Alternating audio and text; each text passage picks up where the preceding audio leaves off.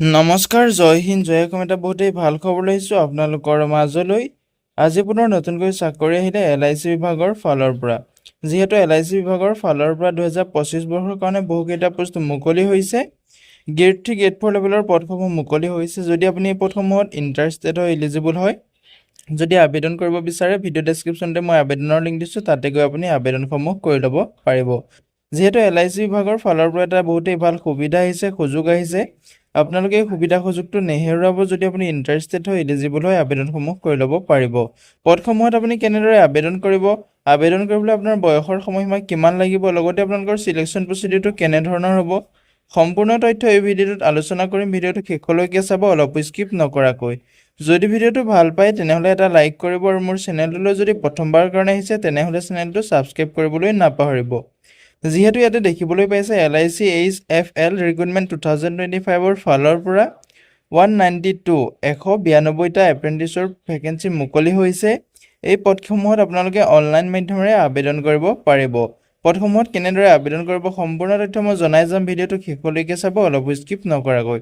ইয়াতে যিসমূহ পোষ্ট মুকলি হৈছে LIC বিভাগৰ ফালৰ পৰা, পদসমূহৰ আপোনালোকৰ লাষ্ট ডেটটো 22 ছেপ্টেম্বৰ তাৰিখলৈকে আপোনালোকৰ লাষ্ট ডেট আছে। যদি আপুনি ইণ্টাৰেষ্টেড হয়, এলিজিবল হয়, এই পদসমূহৰ প্ৰতি আবেদনসমূহ কৰি ল'ব পাৰিব। 22 ছেপ্টেম্বৰ তাৰিখলৈকে আপোনালোকে আবেদন কৰিব পাৰিব। ইয়াতে নেম অফ পোষ্টৰ হৈছে, যিহেতু গম পাইছে এপ্ৰেণ্টিছৰ পোষ্ট মুকলি হৈছে।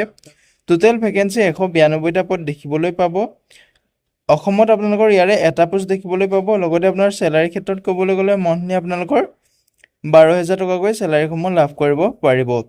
ইয়াতে এটা কথা হ'ল যে এইটো কোনো পাৰ্মানেণ্ট জব নহয়, এইটো আপোনালোকৰ এটা পিৰিয়ড দিয়া আছে। যিহেতু 12 মান্থৰ কাৰণে, 1 বছৰৰ কাৰণে এইটো আপোনালোকৰ জবটো হ'ব। যদি আপুনি ইণ্টাৰেষ্টেড হয়, এলিজিবল হয়, যদি এক্সপিৰিয়েঞ্চৰ কাৰণে এই পদটোত আবেদন কৰিম বুলি ভাবিছে বা এই পদটোত চাকৰি কৰিম বুলি ভাবিছে, এক্সপিৰিয়েঞ্চৰ কাৰণে আপোনালোকে কৰিব পাৰিব।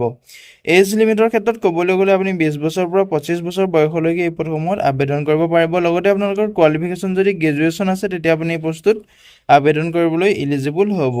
ইয়াতে এক্সামিনেশ্যন যিটো ফিজ আছে, এক্সামিনেশ্যন ফিজটো আপোনালোকৰ দিয়া আছে। জেনেৰেল কেটেগৰীৰ কেণ্ডিডেট আৰু OBCৰ কাৰণে আপোনালোকৰ 944 টকাকৈ এপ্লিকেশ্যন ফিজ কাটিব লাগিব। আৰু যিসকল SC ST ফিমেল কেণ্ডিডেট হয়, তেওঁলোকে ইয়াত 708 টকাকৈ এপ্লিকেশ্যন ফিজ কাটিব লাগিব। লগতে আপোনালোকৰ যিসকল PWBDৰ কেণ্ডিডেট হয়, তেওঁলোকে ইয়াত 472 টকাকৈ এপ্লিকেশ্যন ফিজ কাটিব লাগিব। হাউ টু এপ্লাই ক্ষেত্ৰত ক'বলৈ গ'লে, যদি আপুনি পদসমূহত ইণ্টাৰেষ্টেড হয়, এলিজিবল হয়, যদি আপুনি আবেদন কৰিব বিচাৰে, ভিডিঅ' ডেছক্ৰিপশ্যনতে মই আবেদনৰ লিংক দিছোঁ, তাতে গৈ আপোনালোকে আবেদনসমূহ কৰি ল'ব পাৰিব।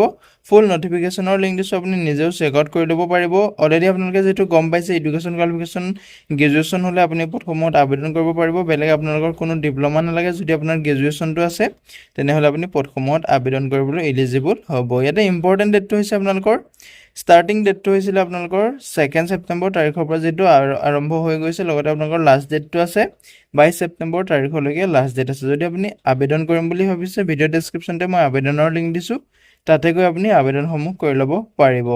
আজিলৈ ভিডিঅ'টো ইমানেই আছিলে। যদি ভিডিঅ'টো চাই ভাল পালে এটা লাইক কৰিব, আৰু মোৰ চেনেলটোলৈ যদি প্ৰথমবাৰৰ কাৰণে আহিছে, তেনেহ'লে চেনেলটো ছাবস্ক্ৰাইব কৰিবলৈ নাপাহৰিব।